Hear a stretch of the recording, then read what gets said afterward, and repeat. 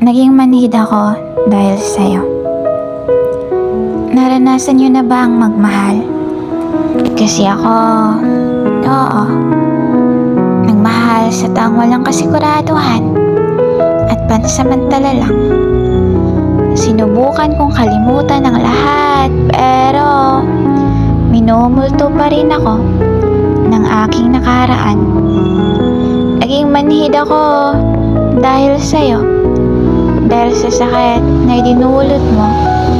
Kapag nasasaktan ng isang tao, darating din ang araw na ang puso niya'y magiging bato.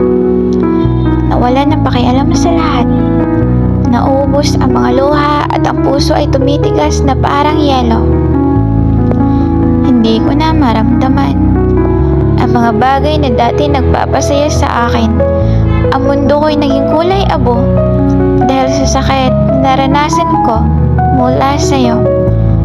Dahil sa'yo, naging manhid ako.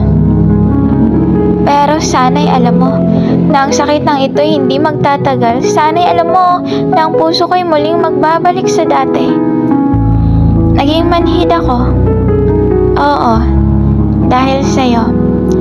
Pero ngayon, ako'y muling nabubuhay. Mula sa sakit na naranasan ko, ang sakit na idinulot mo ay nagiging lakas ko upang mas mahalin ang sarili ko at ipakita sa iyo na kaya ko na wala ka sa buhay ko. Ako'y may natutunan mula sa sakit na naranasan ko na ang tunay na pag-ibig ay unang mahalin ang sarili mo bago ang ibang tao.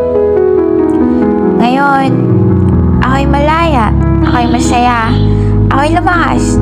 Dahil mas pinili kong mahalin ang sarili ko. Ako'y proud sa sarili ko, sa pagiging matatag.